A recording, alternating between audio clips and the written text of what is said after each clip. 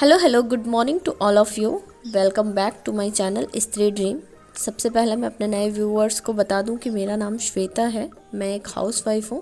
अभी 2023 में मेरा बीएड कंप्लीट हो गया और फर्स्ट अटेम्प्ट में मैंने सीटेट का फर्स्ट पेपर भी क्लियर कर लिया है। अभी मैं यूपीपीसीएस आरओ एआरओ की प्रिपरेशन कर रही हूँ और यही जर्नी आप सभी के साथ शेयर करती हूँ। आज मेरे दिन की शुरुआत सुबह 6 बजे हुई थी और रात में आजकल मैं गैस साफ़ नहीं करती और झाड़ू पोछा बर्तन मतलब कुछ भी नहीं करती रात में, क्योंकि रात में सारवी 8:30 से 9 बजे के बीच में सो जाती हैं। तो मैं खुद खाना खाकर और सबको खाना पीना खिलाकर पढ़ाई करने के लिए बैठ जाती हूँ, क्योंकि मेरे लिए सबसे बेस्ट टाइम वही रहता है आजकल पढ़ने का। दिन में मैं बहुत कम पढ़ाई कर पाती हूँ। मैं रात में जो भी पढ़ी रहती हूँ, अगर हो पाता है तो दिन में बस वही सब मैं रिविज़न कर लेती हूँ। अदरवाइज़ कोई नया टॉपिक मैं दिन में नहीं पढ़ पाती हूँ, क्योंकि मेरे लिए बहुत ज़्यादा इम्पॉसिबल हो जाता है। बेटी मेरी छोटी है, तो इसीलिए रात में मैं जल्दी खाली होकर पढ़ने बैठ जाती हूँ और सुबह उठकर ये सारे काम कर लेती हूँ। और सुबह सुबह जब आजकल ठंड का मौसम है, ये सारे काम करती हूँ ना, तो मुझे थोड़ा सा और पढ़ने का मन करता है। क्योंकि जब हम कुछ और सपने देखे रहते हैं ना, और सुबह सुबह उठकर अगर हमें बर्तन धोने पड़ते हैं, तो मुझे सुबह सुबह ही और ज़्यादा मोटिवेशन आता है। कल मैं जितना पढ़ी रहती हूँ, आज मुझे और ज़्यादा पढ़ाई करने का मन करता है, क्योंकि मैं सोचती हूँ पीछे 5 साल से मैं यही सब कर रही हूँ। अगर अब मैं कुछ नहीं करूँगी ना, तो मेरी ज़िंदगी बर्तन धोने में ही बीत जाएगी।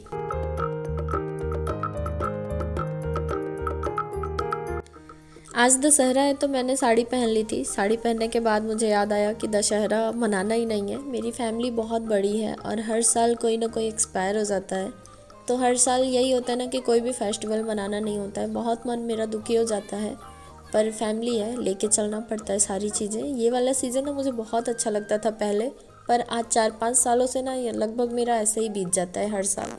शादी से पहले मैं सोचती थी कि जब ये सारे फेस्टिवल पड़ेंगे तो मैं खूब तैयार होंगी और बहुत अच्छे से बहुत धूमधाम से ये सारी चीज़ें एंजॉय करूँगी। पर शादी के बाद से मुझे लगता है एक ही बार दिवाली मनाया गया होगा, नहीं 4 साल ऐसे ही बीत गए हैं मेरे।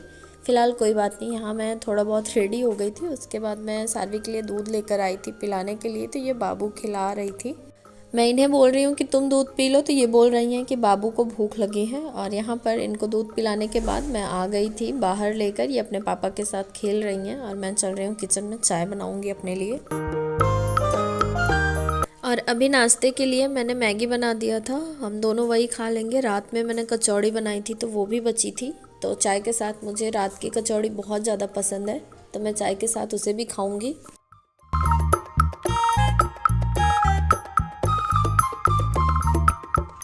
राधे राधे। तो आज मुझे कोई खास काम नहीं था, मुझे खिचड़ी बनानी है, तो मैं दोपहर 12:30 बजे के आसपास बनाऊंगी। नाश्ता हम लोगों का हो गया है और थोड़ा सा सारवी का पुराना कपड़ा था जो मैंने निकाल दिया है। कुछ छोटे हो गए थे और कुछ पुराने थे जो कि सारवी नहीं पहनती है, तो वो सब मैंने निकाल दिया है। किसी ज़रूरतमंद को दे देंगे, हेल्प हो जाएगी। हमेशा से मुझे ये सब करना बहुत अच्छा लगता था, पर क्या बताऊँ, मैं यहाँ रहती हूँ, मैं ये सब चीज़ें कर ही नहीं पाती। जब ये सारी चीज़ें मैं करती हूँ ना, मुझे जैसे अंदर से बहुत ज़्यादा खुशी मिलती है। बाकी मैं बैठ गई हूँ अभी यहाँ पढ़ाई करने के लिए। शारवी मम्मी जी के साथ मंदिर गई हैं, कहीं पर आज दशहरे की पूजा हो रही है, आसपास में कहीं मंदिर है, तो मम्मी, शारवी और मेरे हस्बैंड तीनों लोग गए हैं। अभी मैं फ़िलहाल अकेली हूँ, तो मैंने सोचा मैं इसका कुछ फ़ायदा उठाऊँ और पढ़ाई करने के लिए बैठ जाती हूँ। पहले मैंने सोचा मैं पहले पढ़ाई करने के लिए बैठ जाती हूँ, पर थोड़ा सा शांति था, तो मैंने सोचा पहले थोड़ी सी वीडियो शूट कर ली जाए, उसके बाद मैं पढ़ाई करती हूँ। कल मैंने हिस्ट्री भी स्टार्ट कर दी है। हिस्ट्री में मैंने एक बैच परचेज किया था।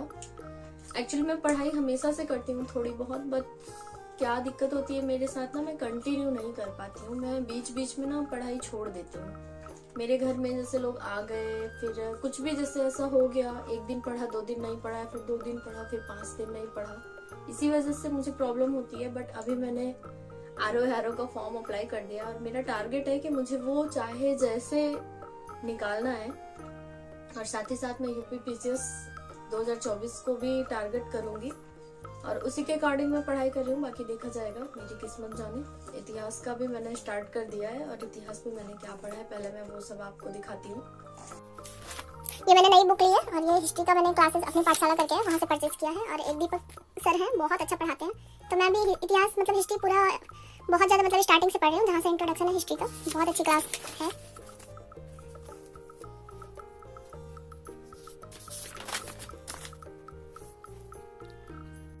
बाकी यहाँ पर डेली का डेली मैं करंट अफेयर भी नोट डाउन करती हूँ, आप सबसे बताया था। तो अभी ये मेरा कंप्लीट नहीं हुआ है, मैं अभी चल रही इसको कंप्लीट करने, क्योंकि मैं कर रही थी तो बीच में शायरी डिस्टर्ब कर दी थी। तो मैं आप सभी को बता रही थी कि अपनी पाठशाला पर मैंने बैच परचेज किया था 2000 में, और बहुत अच्छी क्लासेस हैं। अंकिता अवस्थी सर, आप लोग यूट्यूब पर सर्च करेंगे तो पहले वो RNA करवाते थे, आप लोग देखेंगे बहुत अच्छी क्लास लगती है मुझे उनकी।